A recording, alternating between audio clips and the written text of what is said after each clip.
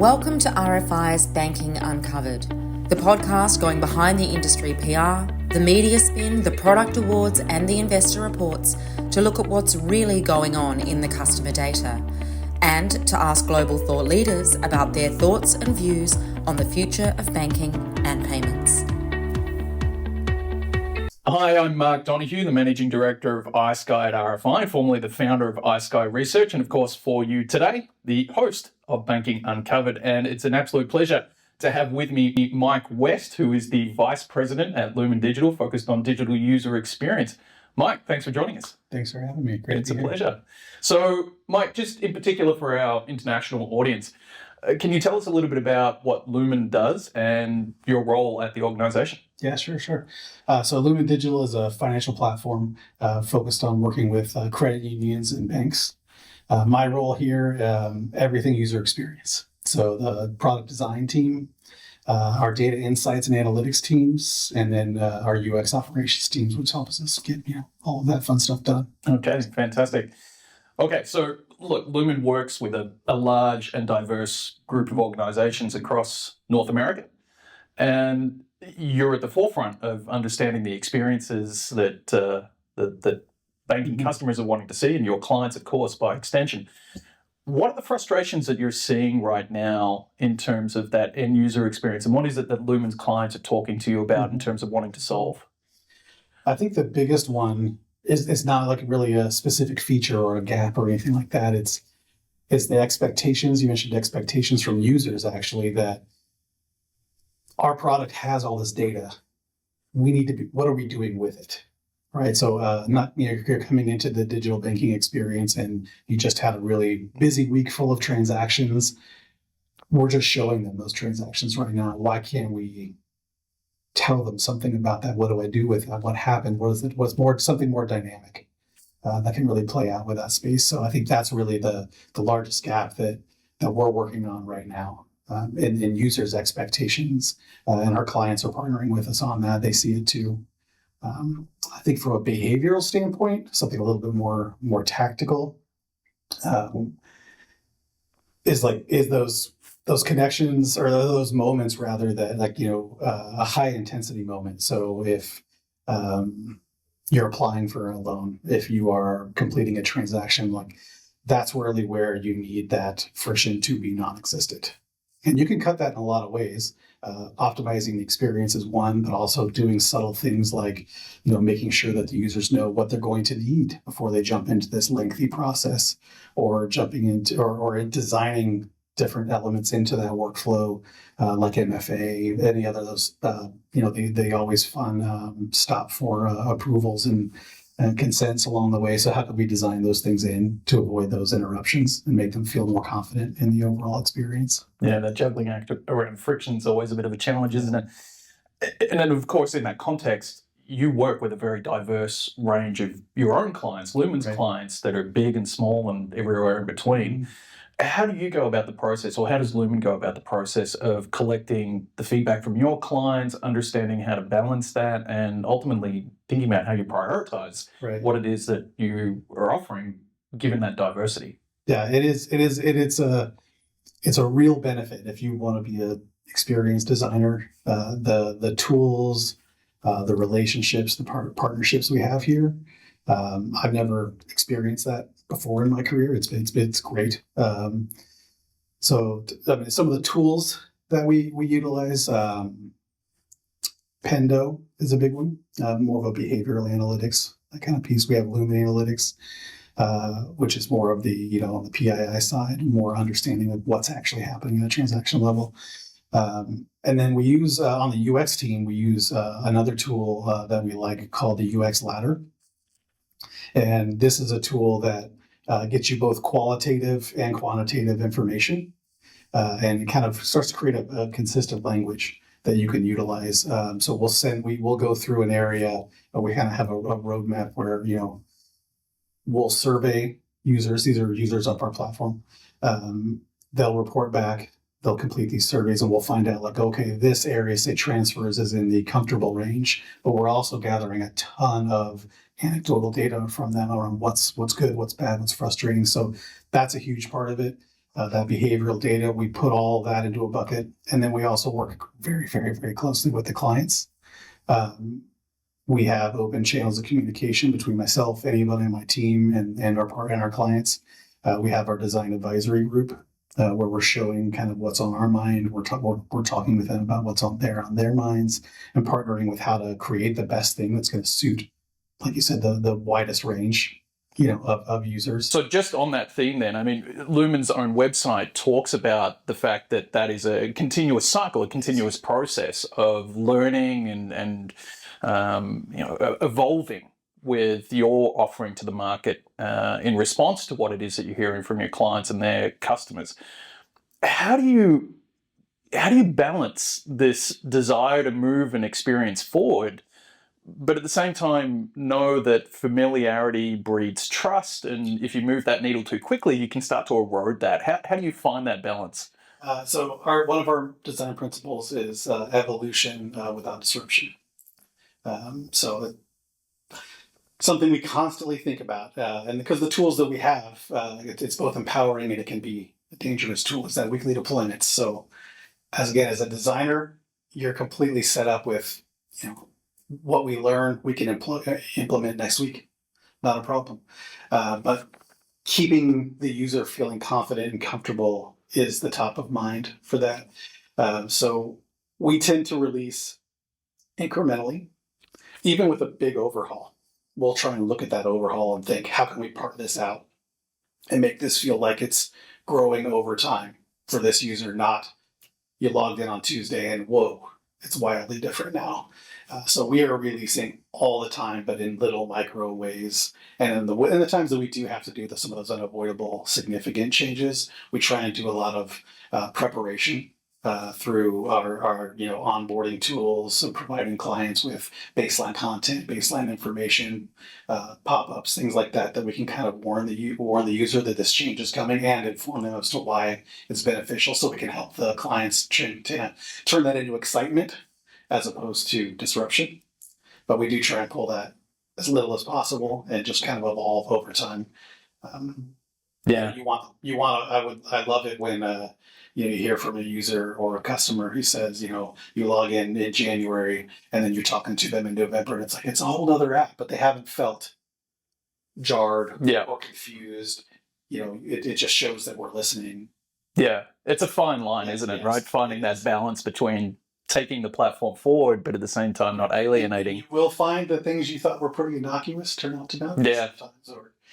Yeah, absolutely. Yeah, you think it's a straightforward thing, and then suddenly it's a whole different game. Yeah. And of course, you alluded to the fact that Lumin has an incredible depth of data available to it to understand what's going on with the end user, what's going on in the experience, what are they using, what are they not using, all those sorts of things. What do you see as the key differentiators in the data set that you have? And I'm not asking you to give away secrets here, of course, but in the data set that you're able to gather versus more traditional forms of market research or even benchmarking like what we do, what do you find in that data set that helps to really give you the edge in terms of the understanding of the customer? I think it's the breadth of what we use. I think it is those tools, yours being a good part of that. But it's also the most important thing is that direct communication with our users. So we work through our clients, to have that we have what we call the insiders group, and they offer up to their users to join the insiders group, and it just gives us a huge bank of people that use our product and we can have direct conversations with, and it's a powerful tool. And we blend it with, you could buy 1,000 survey contestants over here, and you could do all that, and all that's meaningful. But I think the real secret sauce is the partnership with the clients and that connection to our actual user base. So we and I mentioned that UX ladder. So we're constantly monitoring the ideas to go up. So you measure, and then you make some changes, and then you measure again. Did we go the right direction? Are we going the right direction? We do a lot to take feedback in from our clients as well. They're on the front lines, obviously, with each of their customer base. So we hear a lot from them on what would move the needle for them. And then, we try and put that together with what are we hearing from the users? What does the behavioral data tell us? And what do the asks from the customers tell us? And when you find some things that overlap in all three, I mean, that's just a no-brainer. You can quick move Yeah. act. I mean, everybody wants it, and there's business value and user value across the board with those things. So that enables us to move really quick. And then the things that somebody might be asking for, but really aren't, showing signs of being utilized across the entire platform or across the majority of the customer base. That's where, we do partner with on the extensibility side, that customer can go add that feature for themselves. They can go build that for themselves, go through the API with a partner, that kind of thing. Something that is unique. Something that's unique for them, right? That might move the needle for them, but isn't really going to have an impact across our entire client base. So the majority of it. Yes. And that's a really interesting point, isn't it? Because again, Lumin is supporting such a diversity of organizations, big and small, and digital itself is increasingly a channel of differentiation. Right, the providers are looking to get that edge to offer something that supports what they're doing in their business service design and their branding and so forth. So again, a bit of a balancing act question, but how do you strike that balance between preserving the design consistency and patterns that you have inside the organization and your platform versus that uniqueness that you talk to? That they want. Yeah, I mean, it is a tough balance sometimes, and a lot of it is just communication and talking with those customers.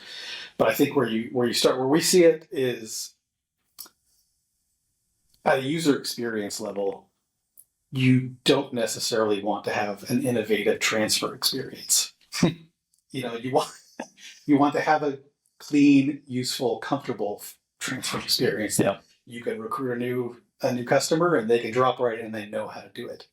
So on our platform, we've done a lot of work with the data, the user research. We're constantly iterating, like we've been talking about, to kind of create these base experiences that are tight. They're dialed in. We're big believers in Jacob's Law, if you're familiar with that. So No. It's where users want your product to operate like all the other products, Right. that they use to. I'm paraphrasing it, but we dive into where are these users coming from? Where are they spending their time? They're not spending 18 hours a day on the digital banking app, and they're on 5 digital banking apps both. So it's TikTok, it's YouTube, it's Netflix, it's Facebook. So we spend a lot of time going through these tools and staying on top of what's driving engagement. What are these behaviors? What are the patterns that are evolving where people really are spending their time? And then it's our job to kind of figure out what, and if so, how do those patterns then become applied and create comfort inside of digital banking? Yeah. We translate those. So that base product is driven by that, and that's something that all the clients can benefit from, where you start to bring in the uniqueness for them and the customization side for them is that content.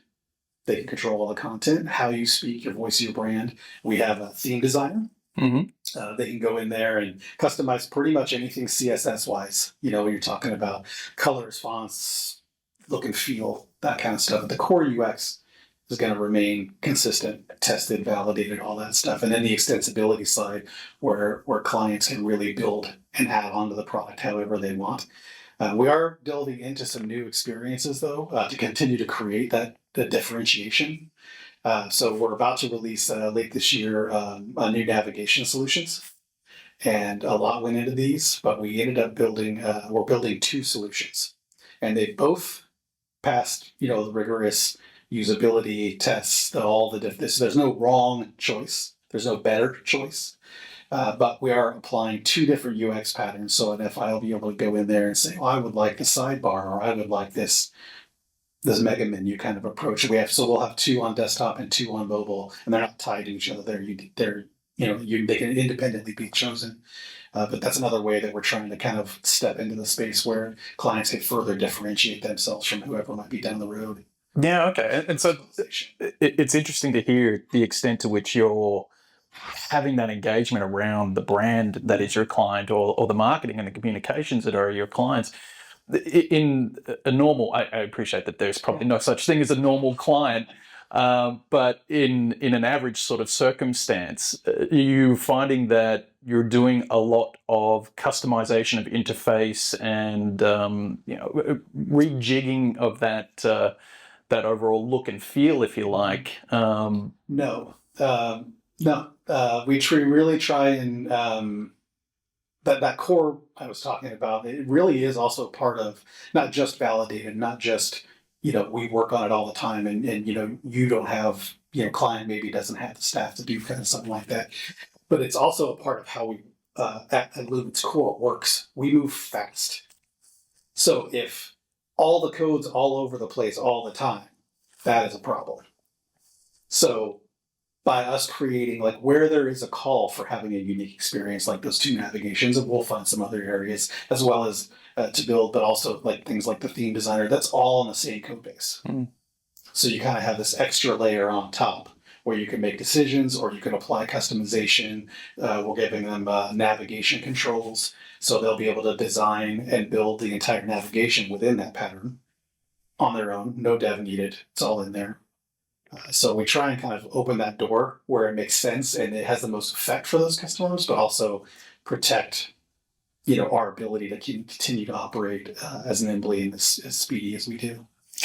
So we're going to delve deeper into this question, but I'm intrigued to know Lumin, and given the nature of its business, and Lumin talks about iteration and evolution and continuing growth in the platform that it offers.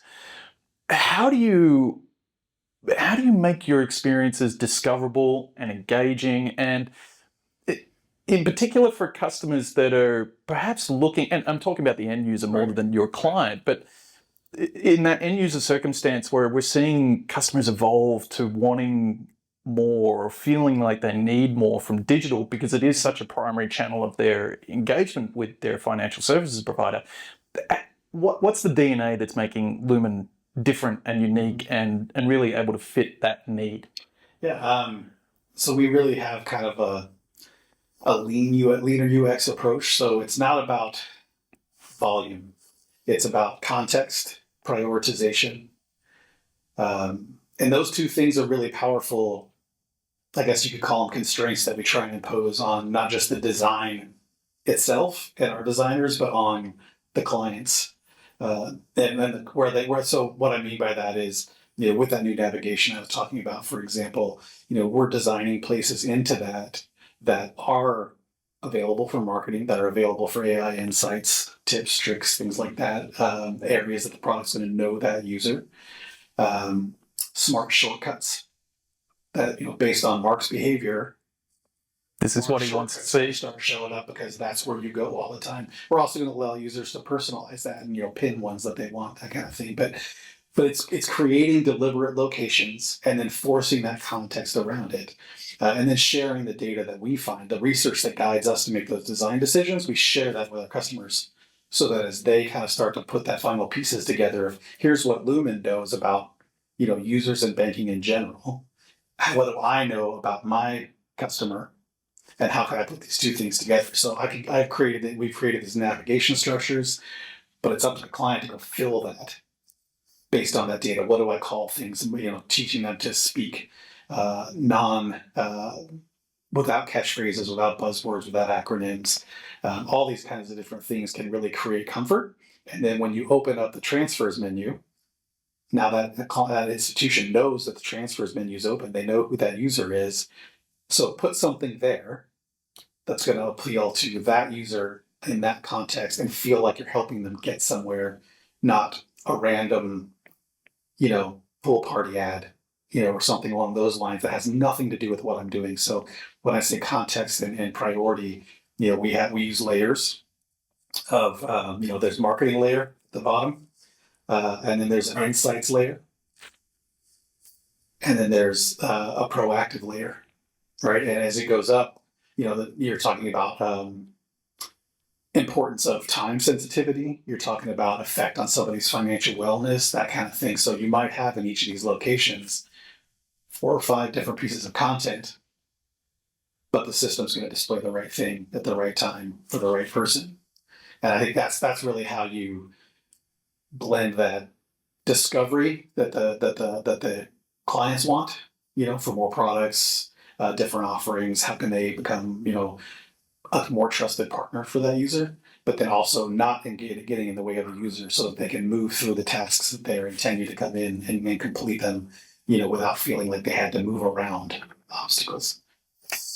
So to that point, and something that Lumin has spoken about publicly is that we continue to see increased adoption around digital. Lumin's own figures talk to double-digit growth in the platforms that it provides. We've seen on our side at RFI and iSky that the adoption of digital continues to be just on the up and up and up. What do you think is, inside of the experience in particular, what do you think is really driving that growth of engagement?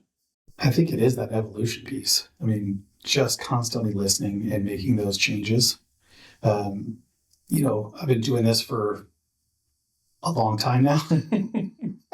Long time. The only thing that is really consistent is that user need change. That's always evolving. It's always going someplace you didn't expect it to go.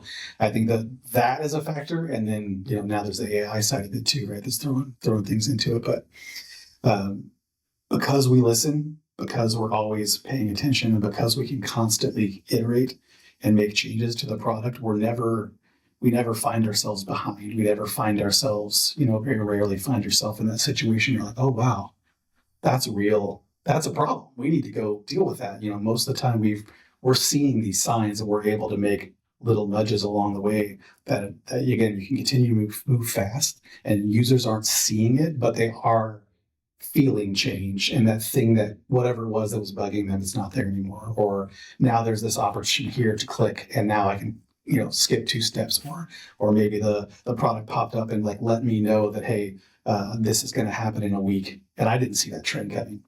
How can we better kind of produce those kinds of pieces? I think that's the stuff that really drives that engagement, because it deepens the partnership. As we're transparent, right? We don't exist to that user.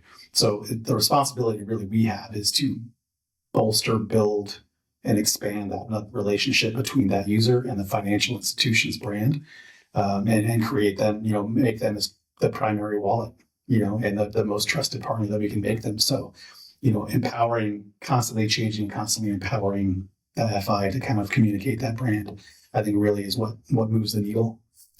And so pivoting back to your clients on that point, not wanting you to name names or give away any secret sauce or any of those sorts of things, but are you able to talk us through, or at least identify an instance in which a client of Lumin has come to you looking for a solution, perhaps driven by this idea that there's a technology solution out there, when in fact it was probably more an experiential need that they were looking to fill, and you were able to have that conversation and guide them perhaps towards that scenario?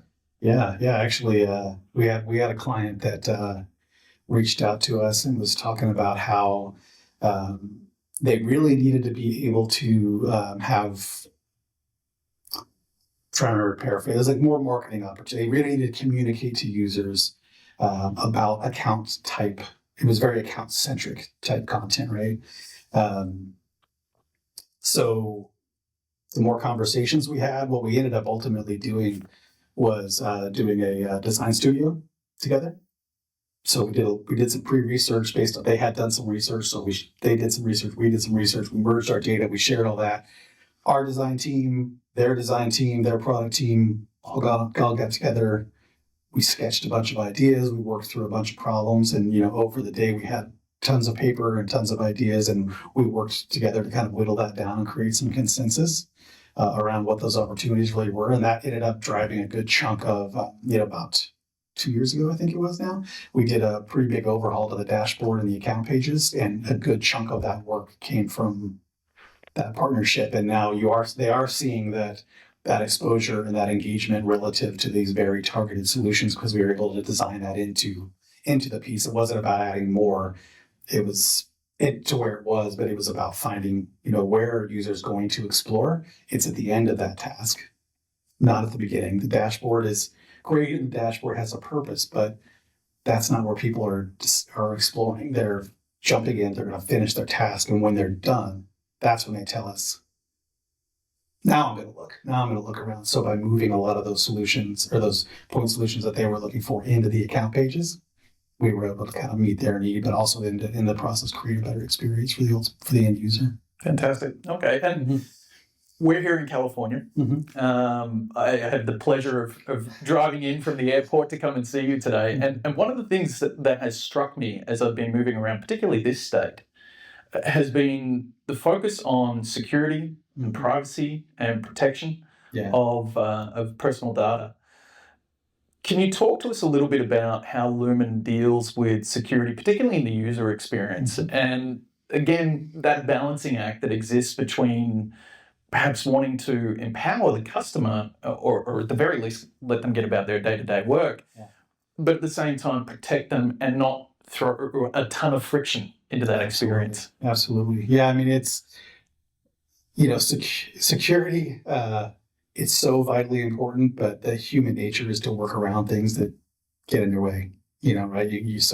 How do we look at it at the UX team is, how do we design solutions that feel like they're helping as opposed to getting in your way. So one example, we didn't like the numbers we saw with how many password resets were going on. So we ended up making a design change to that, and it was kind of an educational approach to where, after it's random. Each client can pick however many triggers and resets. So we really don't know at our level how many is going to be. So after a couple, it'll pop up and it'll ask you like, "Hey, looks like you're doing. You might not know. Do you want to reset your password digitally, or do you want to give it another go?" But we were trying to eliminate those calls, to the credit unions and the banks. Yeah. So we made that change, and we saw a 30% drop in those calls. And then on education, I think is really a big part of the answer to it. So, as a user, like, I don't know what MFA is. I don't know what these things are. You're just in my way. Yeah. So we try and educate. Nobody's going to read anything either. So you got to kind of do it. And whether it's, animations that come up during onboarding and, hey, this is fun.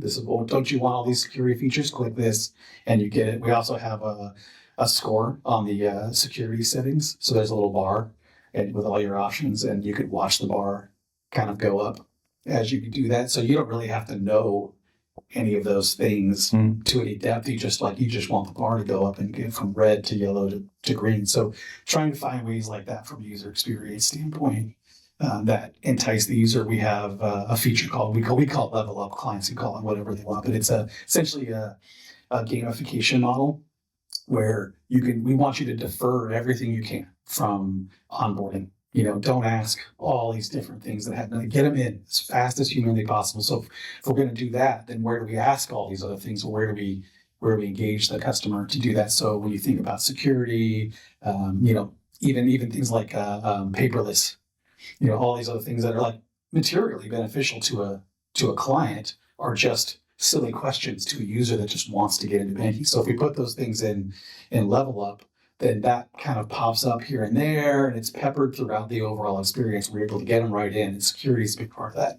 So we can offer videos, we can offer education, we can offer these kind of gamified ways where it's fun to click the button, and then you're adding MFA, or you're switching to push as opposed to email, that kind of thing. So I want to put you on the spot a little bit because you just brought up something which to me is incredibly interesting, and it's something that we at iSky and RFI have a lot of conversations about, which is onboarding. It's also a space that arguably a lot of FIs just don't get right. Yeah. And there's always difference of opinion around what is best and what is better and how do you do this and how can you make that a better experience. In your assessment, would you see any particulars, be they financial institutions or in the broader landscape, that have done a better job of enabling customers to onboard into an experience? And I suppose a secondary component to that is, what do you think makes a good onboarding experience? So others that have done a good experience? Yeah. Whether it's in the banking world or whether it's in the broader world, or even if it's not an organization, what do you think the attributes are of a good user experience around onboarding? Invaluable.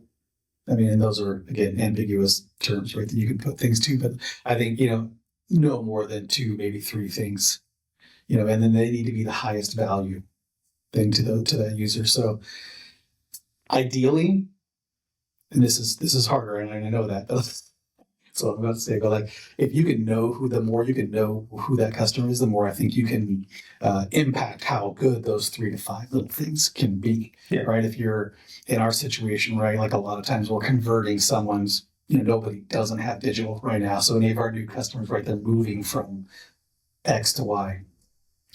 So how to play that best? Well, what are the gaps? What are the biggest gaps in experience between X and Y?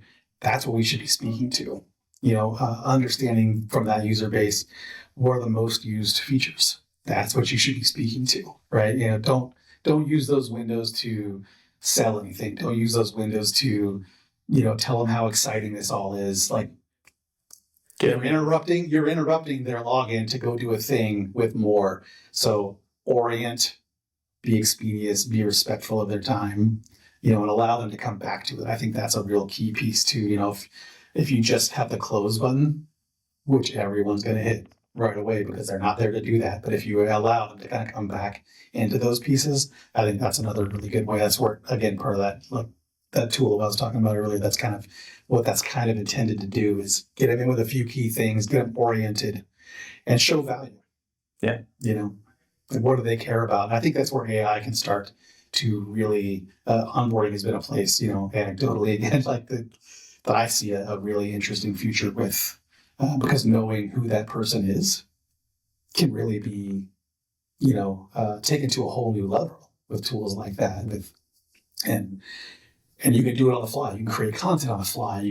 Just so much can happen in real time. It's not yet today, but it feels like it's coming. Like, onboarding to me feels like a prime place to really, whether it's a brand new member, brand new customer, or someone who's transitioning from one platform to another. I think that's a really powerful space that AI is probably going to affect in a good way. So I want to talk about AI. It's the elephant in the financial services room. But I mean, just a couple of points that you just made that I want to reiterate, because I think they're fantastic, and I think they often actually get overlooked. You talked about not wanting to sell to customers during the onboarding experience, which I completely agree with. Mm-hmm. I've had discussions in the past where our clients have talked about, well, that's an opportunity for us to put another credit card or put a loan or whatever it may be in front of them, but this is not the time, right? And that evolution of understanding of the customer, to me, that's an iterative process that we should, as organizations, be looking to go back to, and which brings us, of course, into AI. Right. So what are your thoughts on AI? I mean, look, it's a huge potential disruptor for us as an industry. What are your thoughts, just straight off the top of your head, around AI and what it's going to do to financial services? I mean, I think it creates an interesting dynamic. It's very hard to know where it's going to go because it feels so new, and it feels like it changes every week. There's some new kind of facet to this. But I do think, we were talking earlier about, expectations changing. That's the bar that moves things, at least in the UX world for the most part. And I think we are already seeing that. People that, client or end users that are playing with these tools are seeing what they're capable of. And they're going to expect us to have that in there. That is kind of what we were saying earlier about, like, don't just show me my transactions. What does it mean? What's it telling me? So I think those are those expectation bar that I think is moving. Our approach, because it is such a new technology, we're releasing several things more on the admin side right now. So how can we touch into these tools in like a lower risk kind of scenario? So lean into what it does really well, right? So we've got some tools right now in place around like content creation. So they can generate FAQs based on data. It can message systems that are coming in. So, right, there's a lot of people going through a lot of that content. Like, how can AI help process those, craft responses, streamline those experiences? So a lot of it's around streamlining the administration side. But towards the end of the year, we are looking at releasing some user tools around agentic chat. a smarter search feature that's not only going to provide the search tools it does now, but start making suggestions and conversational pieces as part of it. The navigation I mentioned in some of the other locations where we're also going to be having suggestions. There's a catch-up feature that's going to be, when you log in, the idea is that the digital banking is huge. We're going to give you we got one location that you can just, hey, if you got like 4 or 5 little batch here, click in there because it's high value. It's not marketing. It's these key pieces of information and AI is really helping surface that. And you take something from AI and allows you to really take it from this idea of, you're telling me that I need to validate a transaction to connect these accounts. That's useful information that, it helps me, but AI will allow us to say like, wow, you know what? Based on what I see you spending, you actually have a surplus this month. Do you want to save it? Do you want to pay down your debt? So now you're seeing a bigger picture and you're offering realistic and financially well kind of solutions for people. So I think that's where it's going more and more and more towards that. But I think a responsible company like us and responsible institutions, you don't fear that technology. You're definitely playing around in it and you're definitely working on it. But especially on that user-facing stuff, trust is a fragile thing. And it has to be right. And it has to, that means like, not like the right feature, but it has to give you the right answer. It has to give you the right data. It has to be consistent. It has to be trustworthy. That's something we've spent years building and earning. And it's not something that, we or the FIs want to risk, not something like that. So it's responsible rollout, but you're building a lot and you're building a lot fast and you're testing, but you're not going to release until you're really feeling good and you're really feeling confident. And there might be a lot of pressure to just get something out there, but that's not the right decision. Yeah, I completely agree. I mean, you can blow up trust in a second, can't you? And I suppose, again, to that point, if we look into the crystal ball a little bit and have a think about the future, of course, AI is a huge component of what that roadmap and that landscape looks like in the future. But aside from that, what do you see as the experiential elements that we're going to evolve and change in the coming, say, 3 to 5 years? And what do you expect to actually remain more or less the same to what it is today? Yeah, I mean, I think what I expect to evolve in the short term is that collaborative, I don't want to say conversational, I'm going to say collaborative approach, because conversational, I think, implies an experience, and that's not what I mean. I think when I say collaborative approach, I mean digital banking, creating, we've talked about like a lot of different ways you can do that right now, but like a lot of different ways to tell you something and then have you respond to that. So right now, you go in, you ask questions, you seek out information. I see that kind of flipping in the next 3 to 5 years to where the product is actually informing you of what's going on. So you have to do actually less work, but you're always in the loop. You don't ever want to break that human loop kind of mindset, but becoming a proactive partner. And when you talk about building that, like I said earlier, that responsibility that the UX team feels with that being that trust, between the two, customer and the client, that's a really great facilitator for that, because now not only are you building on top of that, but the user doesn't even have to go into the product to do that anymore. How can we reach out and connect with them wherever they are, whenever they are, when the moment matters? Yeah, I think that's really where I see the next 3 to 5 years. I think that's a really intriguing opportunity. And so that shift from the more reactive environments perhaps of today to a more proactive engagement. And on the flip side of that, what do you think is going to remain the way it is now? What do you see as those elements of experience that will be consistent on the... I think when people are frustrated, they want to talk to a person still. Yeah. There's that comfort factor of like cutting right through it. And so I don't know that I ever see... I think AI and these tools can certainly help by creating better experiences, making people feel more informed. But I still think there's going to be an element of a human touch that will differentiate people's experiences, and it comes in those frustration moments. Yeah. When that happens. Yeah. And a lot of those times that's driven by life frustrations, not so much frustrations in the product, but when somebody's going through something, sometimes they actually just want some help from somebody. So I don't think that's going to go away. Yeah, that cumulative effect of everything that's going on in your world. And it's amazing because we're seeing that in the market research that we're doing as well, customers, as much as we've evolved what we're doing in the digital landscape, we still have customers going towards the human channel when they're having those points of frustration. Yeah. Mike, I want to thank you for your time. It's been a really fun chat. So thank you, and for the opportunity to visit this amazing campus that Lumin has here, and wish you all the best for your work ahead. Thanks for your time. Thanks, Mark. Likewise. Great to be here.